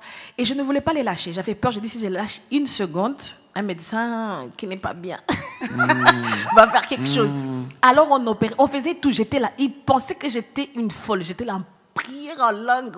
J'étais là tournée en langue, en langue. Ils me disaient, madame, tu dois te calmer, on a besoin du calme. J'ai dit, vous avez besoin du calme. Moi, j'ai besoin du bruit. Il faut que quelqu'un fasse quelque chose ici. Je ne compte pas sur vous. Et toute la nuit, on arrive le matin. Les médecins me disent, tu dois même t'asseoir. Tu ne peux pas rester comme ça. Nous, on a fait ce qu'on a pu. Il faudra maintenant attendre voir ce qui va se passer. Alors, là, j'avais même pas dit à son père, je n'avais même pas dit à ses sœurs, frères qu'il y avait un problème. Ils savaient qu'on reste là pour l'examen. C'était toute la nuit. Et le médecin, le matin, mon téléphone sonne, je ne réponds pas. Mais il voit que sur mon téléphone, c'est chéri. Alors, il répond. Il dit, monsieur, tu es où? Tu es le mari de cette femme. Je crois qu'elle a besoin de toi, elle a vraiment besoin de quelqu'un. Parce qu'elle n'a pas dormi, commence à parler. Alors, mon mari me prend au téléphone et dit, qu'est-ce qui se passe? J'ai dit, non, ça ne va pas. Et tout, je lui donne un peu le rapport, mais j'ai dit, non, mais c'est sous contrôle, Jésus est là, ne t'en fais pas. Lui, il était ici à Kinshasa. Alors, je dois venir, je dis, ne viens pas, tout va bien se passer. Je le repasse le médecin lui dit, viens vite. Parce que même si tout ira bien, parce que je faisais que leur dire que tout ira bien. Même si tout ira bien, ta femme a besoin de toi. Okay. Elle ne peut pas rester seule, elle n'a même pas dormi toute la nuit. Fais tout pour venir. Mais sinon, on soigne l'enfant, ça ira. Donc, il prend l'avion, il vient. Ses sœurs qui étaient à l'école, après l'école, ils viennent nous voir normal. Je ne les ai pas appelés pour les affoler. J'avais appelé personne. Ils viennent et ils disent, maman, tu ne nous avais pas dit que c'était comme ça dans les soins intensifs, mais c'est comme si c'est compliqué parce qu'on l'a branché des parties. Non, il n'y a rien, rentre à la maison. Et puis vers 16h, 17h, les médecins m'appellent. Ils me disent qu'au fait, pas que son cœur battait, tu vois, j'avais l'habitude quand il était enfant, j'étais tout le temps à l'hôpital avec lui, donc j'avais déjà maîtrisé, je crois que je pouvais être même médecin ou infirmier ici. Okay. Donc je savais comment le cœur battait, à combien c'est bon, à combien c'est pas bon, tout ça. Alors, je vois que son cœur battait bien, sa foi, ça allait et tout. Mais la chose que je n'avais jamais vue, je ne savais pas que le cerveau n'était pas branché quelque part. Okay. Alors ils me mettent dans leur pièce, ils me disent non, en tout cas ça ne va pas. On a fait tout ce qu'on a pu, son cœur continue à battre, mais il est déjà mort parce que son cerveau a arrêté de fonctionner. Et si c'était un cœur, on allait changer, on allait faire quoi que ce soit, mais le cerveau, on ne peut pas faire. Alors je le regarde, je dis ça va. Là, mon mari, quand il était dans l'avion, il a demandé à mon frère et à son grand frère de venir être avec moi à l'hôpital. Ils étaient dans une pièce et je demande qu'on les appelle. Ils arrivent, on leur dit que ça n'allait pas et tout. Ils commencent à pleurer. Je vous assure que jusqu'à ce moment-là, j'avais encore la foi. Je suis rentrée dans la chambre, je suis restée debout devant le lit. J'ai dit, Seigneur, tu dois faire quelque chose. Là, je ne sais pas ce que tu veux. Mais je veux que tu fasses quelque chose. Et j'entends une voix. Je veux faire quelque chose, mais fais-moi confiance. Je veux juste que tu sois calme. Dès qu'il m'a dit ça, on est d'accord que tu sens que tu vas faire quelque chose. Ouais. Tu es rassuré. Hein? Ah oui. Je dépose le fardeau, je mets ma musique, je commence à adorer. Et alors, les gens, ceux qui pouvaient venir, la famille passe, parce qu'on les avait déjà dit qu'il n'y avait rien. Quand ils venaient, ils me trouvaient comme tu me vois. Il va venir en criant, pourquoi tu pleures? Calme-toi. Il y a des autres enfants qui sont à côté. Ils ne comprenaient pas comment moi je ne réagissais pas comme ils voulaient. Alors le papa est venu, donc on est resté encore toute la nuit. Toute la nuit, je suis restée debout. Je disais, Seigneur, fais quelque chose. Alors quand son père est venu, et ses sœurs et frères sont venus le matin, là quand l'avion arrive, c'est le matin. Dès qu'on était tous là, son cœur a arrêté de battre. Donc ça veut dire que c'était fini.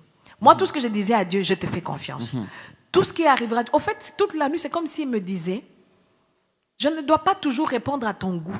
Je ne dois pas toujours faire ce que toi tu veux. Toi, sois sûr seulement que c'est moi qui fais. Amen. Et moi, c'est que je voulais me rassurer qu'il n'y ait pas un occultiste, je m'excuse, qu'il n'y ait pas un sorcier qui va prendre la gloire d'être dedans, que c'est lui qui... Le Seigneur m'a rassuré, c'est mon plan. Fais-moi confiance. Yes. Et ça m'a donné la paix. Amen. Parce qu'on ne se bat pas avec Dieu. Lui, il est Dieu. Comme j'ai chanté dans Tunashuka, toi tu es Dieu, nous sommes des créatures. Amen. Toi tu es fort, nous sommes faibles. Alors j'ai dit, Seigneur, c'est toi qui as fait. Fais ce que tu veux, je veux voir ce qu'il y a après ça. Alors on a commencé tout ce qu'il y avait comme cérémonie. Après, quand tout le monde part, tu restes devant Dieu. J'ai dit, Seigneur, ce n'est pas la foi qui me manquait. Ce n'est pas la confiance en toi qui me manquait. Pourquoi tu n'as pas fait quelque chose? Pourquoi tu n'as pas guéri? Parce qu'on pense que c'est la seule porte qu'il y a. Quand tu es Dieu veut te mettre dans l'épreuve. Au fait, ce n'est pas parce que tu es faible qu'il t'éprouve. Ce n'est pas parce que tu as péché qu'il t'éprouve. Ce n'est pas parce que tu as fait quelque chose qu'il n'a pas pu. Non. Il veut te faire comprendre quelque chose. Il va jouer la carte qui lui plaît. Yes. Alors là, je n'avais pas une promesse. Donc Dieu ne m'avait pas dit non, pour que tu sois, je ne sais pas quoi, il faut que ton fils meure. Non. Il n'y avait rien. Alors moi, je ne comprenais pas le but de cette épreuve-là. J'ai dit, Seigneur, tout ce que tu pouvais faire avec moi, il pouvait être là présent. Je ne comprends pas ce que tu as fait. Alors, toute l'année, j'étais là à tourner. C'est comme si je me réveillais dans cette pièce-là de soins intensifs. Dès que 22 heures arrivaient, la ronde commençait. Pendant beaucoup de temps. Et puis un jour, le Seigneur me dit, pourquoi tu m'as dit que tu allais me faire confiance et tu ne veux pas le faire? J'ai dit, Seigneur, je t'ai fait confiance, qu'est-ce que je peux faire? On va aller les déterrer? Non. Il dit, c'est pas ce que je te veux. Je veux seulement que tu acceptes ma volonté. Okay. Je ne suis pas ton garçon de course où quand tu m'envoies, tu me dis, amène-moi le coca. Si j'amène les fantômes, tu me remets, non, je t'ai demandé le coca. Non. Tu me demandes. Si ce n'est pas dans ma volonté, je ne te les donne pas. Et si je vois que tu me fais assez confiance, je t'impose ma volonté. Alors c'est là que je veux que tu sois. Alors, je dis à Dieu, merci. Parce que tous ces temps-là, je devais d'abord m'occuper des autres, de mes enfants. Les autres, j'avais peur. J'ai dit, Seigneur, comment on va traverser ceci? Comment on va faire ceci? Je n'avais encore rien compris. Pour les autres qui sont dans le ministère comme moi et que vous avez des enfants, notre premier souhait, en tout cas moi, la plus grande que je peux avoir des bénédictions, c'est que mes enfants servent le Seigneur, que mes enfants fassent leur rencontre personnelle avec Dieu. Je ne voulais pas qu'ils soient comme on est à l'église, tu es obligé, je les oblige à aller à l'église avec moi et qu'ils grandissent comme ça. Nous, on a grandi dans l'église avec des parents qui servaient le Seigneur et j'ai vu qu'il y a les gens de ma famille qui ne sont pas assez consacrés. Ils allaient à l'église tous les jours, mais ils n'ont pas fait cette rencontre. Au moment où on pouvait dire que les parents voulaient, tu vois. Alors c'était mon souhait, je disais, Seigneur, je ne veux pas qu'ils prennent l'habitude du temple. Je veux vraiment qu'ils te rencontrent et qu'ils aient leur relation personnelle. Alors déjà, dans la maison, celui-là, c'était celui qui avait déjà développé sa relation avec Dieu. Il pouvait jeûner 3 jours secs, il ne mange pas, il vous revient avec des messages. Donc, il était déjà très avancé avec le Seigneur. Et les autres, ils étaient là. Ils pouvaient encore écouter la musique païenne. Je ne dis pas que ça dépend, tu vois, ce n'est pas notre débat aujourd'hui. Alors, ils pouvaient encore être là. Et moi, je les laissais libres. Je ne suis pas du genre à t'imposer Jésus. Je suis du genre à te donner envie d'aimer mon Jésus. Alors, je pouvais leur montrer la différence. C'est que toi, tu as et c'est que moi, j'ai. En aimant Jésus, en rencontrant le Seigneur, tu auras ça. Alors, après cette épreuve, ma peur était, Seigneur, est-ce qu'ils vont s'en sortir? C'est là que le Seigneur te confond. Quand tu entres dans l'épreuve et que tu n'as pas de promesses, toi espère seulement. Parce que ce que tu vas trouver au bout, c'est l'accomplissement. Il y a des fois qu'il saute des étapes. Sans promesse, il agit. Il y a des fois où il veut absolument passer par des promesses. Alors c'est là qu'après, donc toute cette année, le Seigneur a fait quelque chose un miracle que je ne pouvais pas espérer. Chacun de mes enfants, ils ont commencé à rencontrer, en fait, à faire leur rencontre personnelle avec le Seigneur. Amen. On est parti en voyage. On est venu d'abord ici à Kinshasa. Tous les séjours, on passait du temps à prier avec le pasteur Eli qui nous a beaucoup aidés, le frère Daniel qui était avec là, beaucoup de pasteurs qui étaient avec nous pendant cette période-là. Et on est rentré à la maison. C'est déjà des semences qui étaient là. Amen. Et puis après, en août, juillet, on a l'habitude d'aller en vacances quelque part en famille. Et on est parti en famille. Alors on arrive là où on était en vacances. Mon fils, le 3e, qui n'allait pas bien. Je me dis seulement, je vais toucher à son téléphone, voir. On est des potins. On fait tout ensemble. Voilà, Il n'y a ça, pas de c'est bien. secret entre nous. J'ai découvert quelque chose. J'ai dit, Seigneur, c'est quoi ça? Donc le diable, au fait, il avait perdu espoir. Il a dit, si Dieu a accepté que celui-là parte, moi je ne suis rien. Lui, il aimait Dieu, il lisait la Bible, il nous exhortait. Si lui meurt, alors moi, ça ne sert à rien que je continue à vivre. Il aimait beaucoup son petit frère, il était là avec lui, à l'accompagner à tout moment. Il n'avait pas d'amis parce qu'il me disait, c'est mon premier ami. Alors, il n'arrivait pas à s'en sortir. Et moi, je savais, mais je ne pouvais rien apporter parce que moi-même, j'étais dans ces cas-là. Je pouvais être là, quand j'ai un peu de force, je me concentre sur eux, mais il y a des choses au-delà que je ne pouvais pas faire. Et là, quand le Seigneur me montre ça, je dis, Seigneur, ici, je ne peux pas toucher. Tu m'as demandé de te faire confiance. Alors là, n'ose même pas blaguer. Fais quelque chose. Fais confiance. Oui. Alors, c'est là que le Seigneur, le même jour-là, j'ai parlé avec lui et il a fait sa rencontre avec le Seigneur. Amen. Il y a Amen. un autre pasteur là-bas qui nous a beaucoup aidés. Voilà, ça aussi, c'est un bon témoignage. Ouais. très Et bon quand je parle avec lui, je constate que sa sœur avait le même soif, son autre sœur avait le même soif. On est parti en vacances, il me dit, maman, je vais me faire baptiser. J'ai dit, bébé, on rentre chez nous. Il dit, non. Et si Jésus revient bientôt, si Jésus revient demain, tu vas me dire qu'il va attendre que j'arrive à Bruxelles et je vais me faire baptiser maintenant. Amen. Donc, il a fait cette rencontre avec le Seigneur. Maintenant, on est rentré à la maison, c'était une autre famille qui était rentrée. Amen. Je n'étais plus là à donner des thèmes. C'est eux maintenant qui organisent la prière, c'est eux qui organisent les temps de prière. Ils sont en feu pour Jésus. Et c'est quelque chose que je rêvais de voir dans ma maison. Des enfants qui... Quand je me rêvais faire ma ronde à 3 heures, je les trouve là, parler en langue. Je dis, oh, c'est ma maison ça, ou c'est chez les voisins. Et là, pour te dire que quand il y a des épreuves où tu n'as pas de promesses. Si tu te trouves dedans, espère seulement et persévère. Amen. Et persévère. Amen. Espère seulement et persévère. Voilà, c'est un bon témoignage. Hein. Au début, Très j'avais bon dit, bon, on n'aura pas les témoignages de maman Mireille parce que elle a eu déjà à passer dans ce programme Ta Grandeur. Mais Dieu fait ces choses également comme il les veut. Hein. Oui, comme sa il les manière. veut. On avait prévu autre chose. Voilà que Dieu nous amène également. Il fait ces choses autrement. Nous, on dit gloire à Dieu. Nous osons croire que ce témoignage va également édifier Plusieurs. une famille, une maman, Amen. un papa. Amen. Pourquoi pas? Vous êtes en train de traverser, je ne sais pas moi, quoi. Mais on va également vous donner l'occasion de donner vos vies à Christ. Je me suis toujours dit, et je l'ai constaté, lorsque ici quelqu'un meurt, s'il est moins âgé, on attribue ça directement aux sorciers. Ah, ce sont les sorciers. Balié. Comme les sorciers ont l'art de bouffer les gens. Donc, on l'a bouffé. On l'a mangé. Alors, moi, je me dis, chacun de nous a son jour, a son heure, a également l'âge où Dieu a bien fait ses calculs pour dire, celui-là, je vais le récupérer à tel âge. Le fils de maman Mireille est parti à l'âge de 12 ans. Je me suis posé la question, quel péché avait-il commis? Quel sorcier l'a mangé? Non. Il a accompli sa mission. Par sa mort, ses frères et sœurs ont donné leur vie à Christ. Donc, c'est peut-être aujourd'hui ton jour. C'est peut-être maintenant par ce programme Ta Grandeur. Alors, prépare déjà ton cœur, car Jésus est là devant. Il est en train de toquer. Il est en train de frapper à ta porte. On te donnera également l'occasion, si on peut écouter le 3e cantique.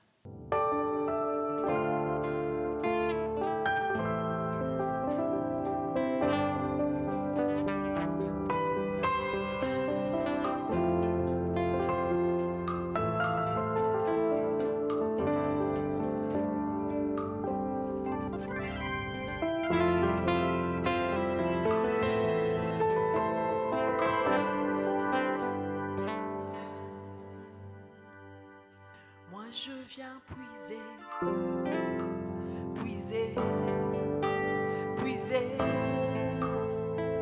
Plus de toi encore. Yeah, yeah.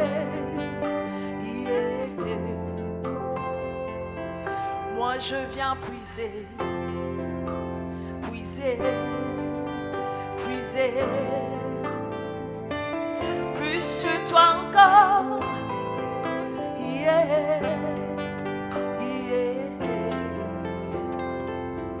Moi je viens puiser de ta force, Jésus.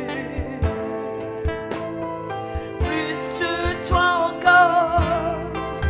Yeah, yeah. Moi je viens puiser. Moi je viens puiser. Puiser. Puiser. Plus de toi encore. Plus de toi encore. Yeah, yeah. Ce soir je viens puiser, Seigneur. Je viens puiser. Dans ta présence. Puiser. Je viens puiser, Seigneur. Puiser.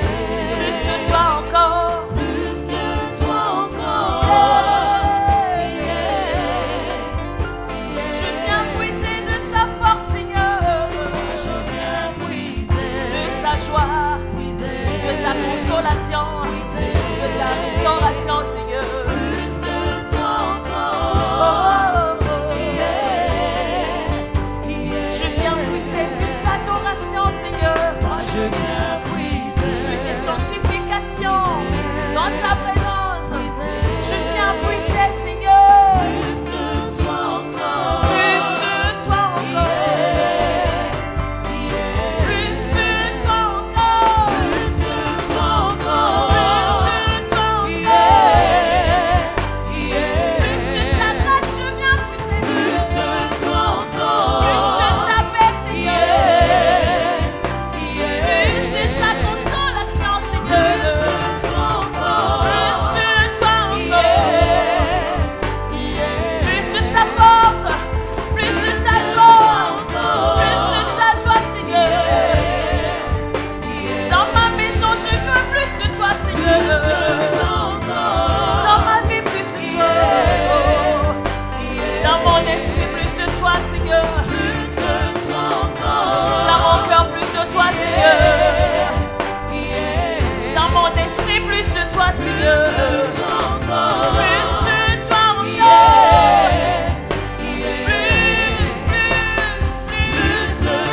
encore. Plus de toi, Seigneur. Plus de toi, Seigneur. Plus de toi encore.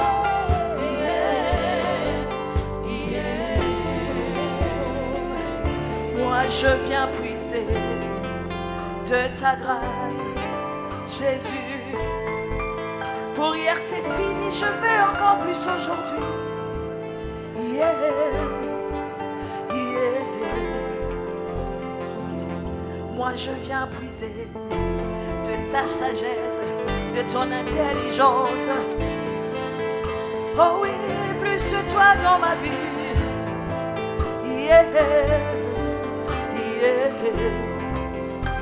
Moi je viens puiser de ton onction, de ta faveur. Oh oui, plus de toi encore. Yeah, yeah.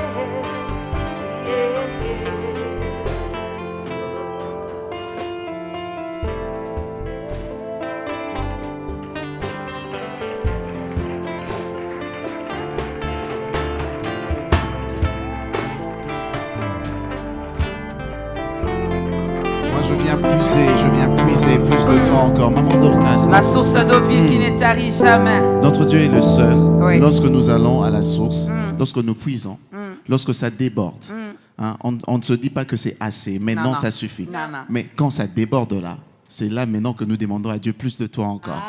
Plus de toi encore. Ça doit encore couler. Wow. Il est merveilleux. Ah oui. Vous qui nous suivez, vous avez suivi ce témoignage de Maman Mireille.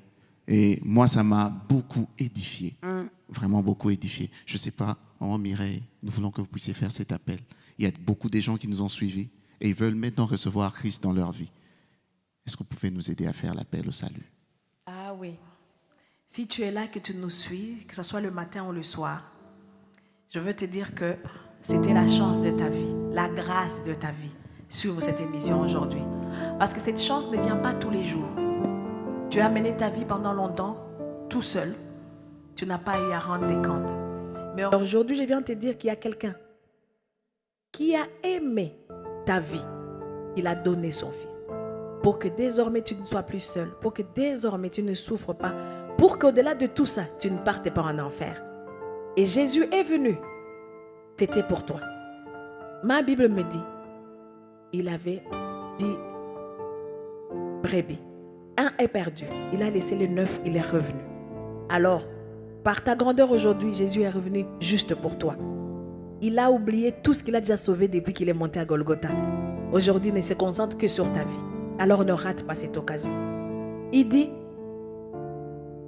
il t'appelle, il frappe à la porte. Tu ouvres, il entre, il dîne avec toi, il mange avec toi. Alors ne rate pas cette occasion de donner ta vie au Seigneur Jésus. Je veux te dire l'avantage de le faire. Je ne te dis pas que tu ne vas plus souffrir. Mais dans ce cas-ci, dès qu'il prend ta vie, quand tu es malade, il prend ta maladie, il te donne sa guérison. Quand tu es dans le désert, il crée des ruisseaux pour que tu puisses être désaltéré. Désormais, tu ne souffriras plus parce que ta souffrance sera la souffrance de Jésus. Alors ne reste pas seul si longtemps. Et viens à Jésus. Aujourd'hui, il est là pour toi. Il veut juste te faire du bien. Et ce qui est plus important, c'est que notre vie ne s'arrête pas ici. Dès que tu donnes ta vie au Seigneur Jésus, au-delà de te guérir, au-delà de te soutenir, au-delà de te consoler, il te donne la vie éternelle. Tu ne vas pas vivre comme tu as vécu ici. Tu auras une autre vie qui n'aura pas de fin. Une vie heureuse. Et c'est plus pour cela que tu dois donner cette vie au Seigneur. Parce qu'après une fin, il y aura un début qui commencera. Le vrai début alors. Alors je t'appelle à rejoindre cette famille. La famille de Jésus. Alors tu vas juste faire cette petite prière après moi. C'est la chose la plus simple. Ce n'est pas un Seigneur qui te demande d'aller te couper en 10. Ce soir, il te demande juste de répondre à cette prière. Tu vas prier avec moi. Tu lui dis, Seigneur Jésus, j'ai mené ma vie pendant longtemps tout seul.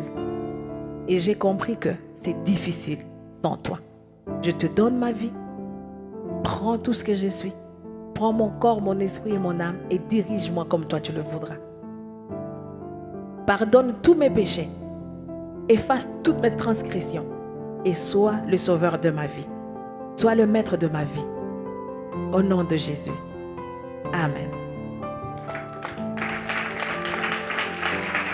Sois le bienvenu dans la grande famille des enfants de Dieu, comme disent l'Ouest africain. Bonne arrivée.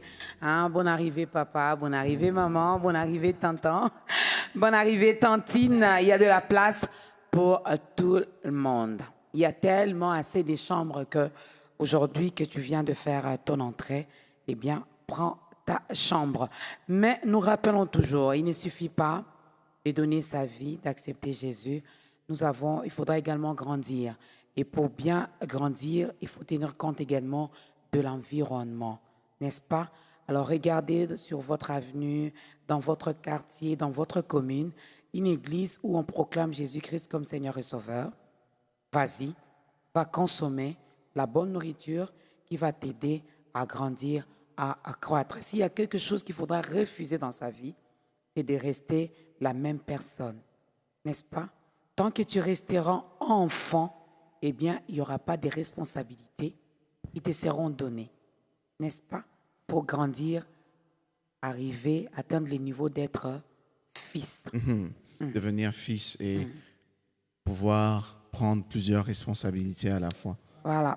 Alors, Maman Mireille, on arrive à la fin. Je l'ai dit, hein, dès que vous êtes de passage ici à Kinshasa, nous, on ne vous rate pas. Vraiment, d'une manière ou d'une autre, on sait comment faire pour vous récupérer. dans toutes nos émissions ici, parce qu'on s'est dit, Dieu vous a donné quelque chose et à votre tour, nous voulons également le recevoir de vous. Alors, moi, j'ai dit merci, mais notre présentateur, c'est lui qui va conclure. Hein. Juste le temps pour moi de demander vos coordonnées. Alors, vous êtes encore à Kinshasa pour beaucoup de temps. Est-ce qu'il y a des productions qui sont quand même prévues pour cette année? En tout cas, pour cette année, d'abord, je suis là. Ça dépend si c'est beaucoup de temps ou pas, mais je suis encore là. Voilà. Et ce voyage-ci, je suis venue pour des enregistrements, pour le tournage des clips. Et pour ce genre de choses, je n'ai pas un concert prévu ou un temps d'adoration. Et je reviens en mars. On a ce programme-là où on est avec les autres adorateurs d'ici, avec le frère Sonny Badou qui va venir aussi adorer avec nous. Ça sera le premier programme que je veux à laquelle je vais participer dans cette année. Mais après, avant août, on aura encore un programme, un temps d'adoration où je viendrai encore, où on va passer du temps ensemble. Alors, mais sinon, après ce voyage, je pars au Kenya pour présenter l'album que j'ai fait, l'album en Swahili. Et c'est là qu'il y a une grande production. L'album est déjà sorti là-bas, mais on va faire comme l'année. Intitulé comment? Tunashuka. Oui. C'est là où il y a les chants Kamawewe qui est bien aimé ici à Biwan. Il y a More of You. Chante bien. Hein? Ouais. Alors, il y a tous ces chants-là, parce que j'ai fait tout un album en Swahili, j'ai signé au Kenya, c'est leur langue aussi. Alors, en Swahili, il y a un peu d'anglais. Et je pars pour la sortie officielle de cet album-là.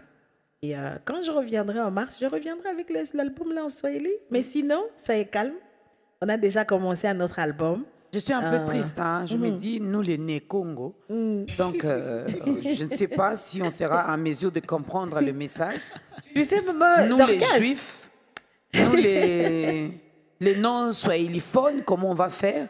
Mais j'espère que vous avez une solution. J'ai une solution. Là, il y a un monsieur au Malawi qui m'a dit le message spirituel ne dépend pas d'une langue. C'est ce que je voulais dire.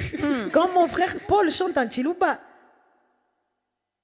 tu sens les frissons, tu sens l'onction qui te tombe dessus, que tu le veuilles ou pas. On n'entend pas ce qu'il tu dit. n'entends pas. Voilà, on est emporté. Parce qu'en fait, ce qu'on oublie, c'est que l'adoration qu'on fait, on a pris l'habitude de diriger nos adorations vers les hommes. Franchement, mon adoration n'est pas pour toi, maman. Je t'aime beaucoup, mais je te donne pas mon adoration. Ça, je sais. Hein, alors, tous les chants que je mets là-dedans, c'est pour Dieu. Si tu regardes bien ou bien tu écoutes mes paroles, tous les chants que j'écris, c'est vraiment rare que j'écrive pour nous ici. Peut-être presque pas. C'est plus de l'adoration et c'est pour Dieu. J'ai dit, quand j'invite quelqu'un chez moi, tu vas toujours trouver le foufou sur la table. Parce que mon mari, il mange ça du 1er au 31. Tous les jours. Quand il n'y a pas le foufou, il va te demander la nourriture est où? Mais il y a le riz et le makemba. Non. Je viens quand? Hein? Chaque fois, à tout moment, c'est le matin, c'est le soir. Aussi les foufous, hein. Il a compris les vraies affaires. Donc, Dieu aime l'adoration. Oui. Et dans toutes les langues que tu peux faire, lui, il comprend tout. Alors, quand je chante en Swahili, même si tu ne comprends pas, connecte-toi à moi, tu vas voir ce que Dieu va faire. Parce que lui, il comprend. Donc, le foufou, là, c'est pour lui. Que ce soit en Swahili, que ce soit en Chiluba, c'est pour lui. Alors, sinon, on n'a pas oublié. On ne va pas non plus être fou et chanter que dans une langue que personne ne comprend. On est en train de préparer un album qui sera en français, en anglais. Comme les autres albums, Amour, Fidèle, ils sont là. Et j'aimerais vraiment que vous puissiez les accueillir parce qu'après, à la fin, on va fuir. Donc, c'est un peu ça. Ça, c'est bien. Alors, vos coordonnées? Mes coordonnées, ce qui est plus facile, c'est le Facebook et surtout Instagram. Il y a Snapchat, ceux qui sont connectés. Je suis partout, les gars, je suis là. Alors, si tu veux vraiment m'avoir... Parce que, par exemple, je peux donner mon numéro d'ici et puis, dès que je pars, tu me cherches, tu ne me trouves plus. Le numéro de là? Numéro de là aussi, je suis en Belgique, mais je suis pas... C'est rare que je fasse un mois assise dans ma maison. Alors, ce qui est plus facile, c'est Instagram, Facebook, Snap. Mais sinon, Facebook et Instagram, où beaucoup de gens sont connectés, tu me fais un message inbox, tu m'auras. Tu me fais un message en commentaire, je réponds toujours. Ah oui, ça c'est vrai, je peux témoigner. Oui. Alors, c'est ça les vrais contacts. Elle n'est pas comme les pasteurs Patou, hein. Vous commentez. Non, je fais attention, je prends le temps de voir les messages parce qu'il y a des gens qui ne peuvent pas avoir ton numéro et je sais. Et moi, je suis vraiment pas trop téléphone. Je peux faire un mois sans téléphone. Et c'est compliqué pour les gens qui sont à côté de moi et je peux m'en passer. Mais sinon, les autres réseaux, là, c'est plus facile. C'est plus facile. C'est simple. Tu veux faire quelque chose, tu checkes un peu, il y a un message, tu réponds. Donc, c'est ça vraiment les vrais contacts. Vous allez, Mireille Bassirois, c'est très simple que mon nom et vous me retrouvez partout. Voilà, elle est là, ça c'est vrai. Lorsqu'elle est connectée, elle répond. Donc, allez-y si vous avez des questions. Si vous voulez également produire Maman Mireille Bassirois, donc elle est là. Elle a tellement de dons en elle qu'il faudra en profiter. Faites comme nous. Quand elle est à Kinshasa, on en profite. Vraiment. La preuve, on est là aujourd'hui. J'espère que j'ai été sage, hein, moi. Oui, tu as été sage. Alors, en 2-3 mots, qu'est-ce qu'on peut retenir par rapport à notre thème d'aujourd'hui, la persévérance dans l'épreuve? En tout cas, dans ce thème-là, lui-même, il te donne tout le message. C'est que j'aimerais bien que nous puissions tous retenir, parce que c'est un passage obligé. à tout le monde, tu passeras par des épreuves. Si tu n'y es pas encore passé, ça arrive bientôt. Voilà. Alors mon message pour toi aujourd'hui, ne lâche pas, n'abandonne pas. Quelque chose que tu n'as jamais vu t'attend de l'autre côté. Peut-être que ce que tu attends, c'est là dans ton épreuve. On va voir Samson qui a tué les lions. Il revient après, il a faim. Il trouve le miel là-dedans. Quand il tuait les lions, c'était son épreuve. Il ne savait pas que ça va être sa provision demain. Alors tu ne sais pas ce que ton épreuve peut t'apporter. Persévère. Persévère s'il te plaît. Et espère que le Seigneur est avec toi et crois qu'il agira. Amen. Amen. Amen. Mesdames et messieurs, ils sont gentils. Hein? Merci beaucoup. Voilà, merci à Maman Mireille Bassirois. Tu me permets de dire quand même merci à... Oui, merci. Je sais parce que vous faites les présentateurs. Donc, je dois normalement les annoncer, mais bon. Tu me donnes quand même... même une minute. Okay, même merci. quelques secondes. Oui. Voilà, il est gentil. Hein. Il a commencé par 1 minute et puis il descend à quelques secondes. Hein. Donc, merci à vous, mesdames et messieurs. C'était un réel plaisir de recevoir encore Maman Mireille. Merci de me recevoir également sur ton plateau. Oui. Merci à la chorale. J'ai bien fait de le J'espère qu'on va danser à la fin. Mais sinon, merci à la grande équipe d'État Grandeur. Nous vous fixons rendez-vous. Là, j'ai des annonces déjà. Non, moi, je ne vais pas faire son travail. Hein. Moi, j'aimerais déjà remercier la chorale. Vous étiez top, comme j'ai l'habitude de le dire. Et très heureux de co-présenter avec Maman Dorcas. Bel exercice. Je crois que j'ai pu répondre à ce qu'elle m'avait demandé. J'ai été sage. Je n'ai pas prêché, je n'ai pas chanté, j'ai pas fait tout ça. Il a demandé la sagesse. Vraiment. Dieu l'a donné la sagesse. Et il était sage sur ce plateau. Vraiment. Très nombreux à nous suivre. Merci à vous. Et je sais que Dieu vous a fait du bien. Nous allons suivre la dernière chanson et on va se quitter. Que Dieu vous bénisse en tout cas. La chanson, j'ai triché un peu, hein, permets-moi. Maman Mireille va clôturer avec une courte prière, donc on va s'élever pour la prière. Oui. Et puis on ne peut pas partir sans la bénédiction. On a commencé avec la prière. On a commencé avec ça. Oui, avant la prière, je veux dire merci à toutes les personnes qui sont ici présentes. Je dis merci à Maman Dorcas. C'est très joli et tu fais très bien ton travail. Et persévère. On est vraiment fiers de toi. Je veux dire merci au pasteur qui a fait ses premières entrées dans la présentation et il l'a fait comme un chef. Que Dieu te bénisse. Je veux dire merci à ces merveilleuses filles qui sont là, les servantes de Dieu. Je les appelle les princesses de Jésus. Ils font un travail merveilleux. C'est vraiment des femmes fidèles. Que Dieu vous bénisse. Dire merci à frère Paul qui est là, qui gère comme un chef. Au fait, là, tout là derrière, là, c'est lui. Moi, je suis pour rien. En tout cas, que Dieu te bénisse. Que ce que tu as semé, que tu le récoltes au centuple. Je veux dire merci à Joby. Je ne le vois pas très fort. Merci pour ta présence. C'est vraiment une marque qui nous touche beaucoup. Je veux dire merci à tous les pasteurs qui sont venus, qui se sont déplacés. Vraiment, comme on dit en anglais, je ne sais pas comment ça dit en français, je suis humble ou I'm humbled. Je ne sais pas comment on dit. Je suis vraiment, je descends. Et je salue votre présence dans ce lieu. Je dis merci à toutes les personnes qui sont là. En tout cas, vous pouvez vous acclamer.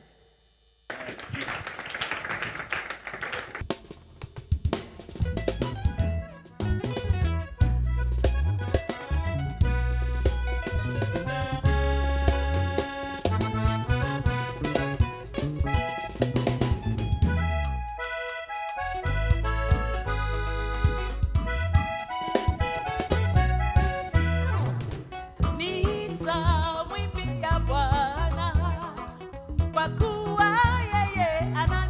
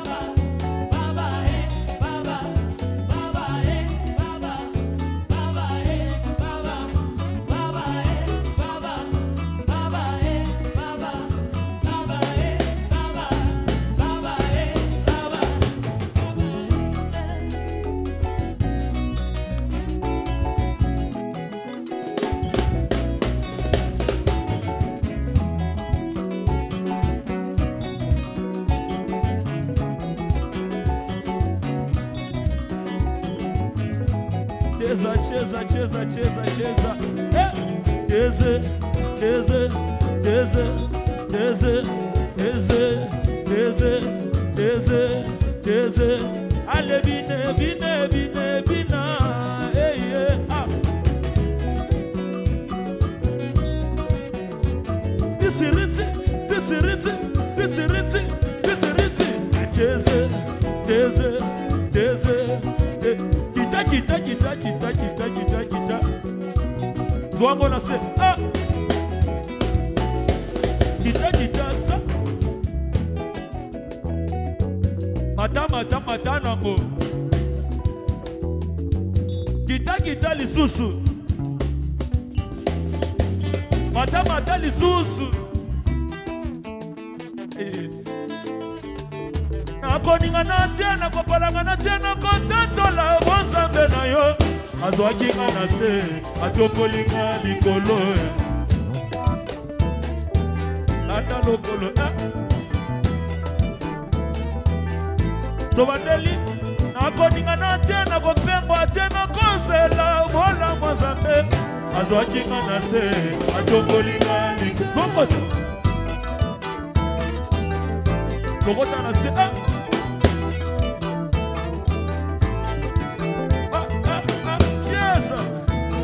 mololo mololo mololo itabarisa sisiriti sisiriti mololo mololo mololo mololo mololo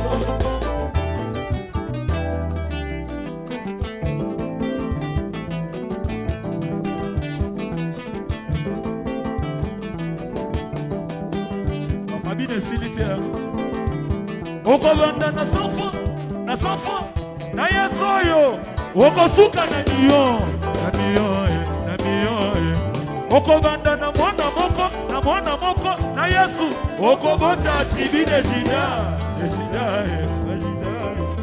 okobanda na fiançailles na yesu okokota ndako libala célibataire yanga libala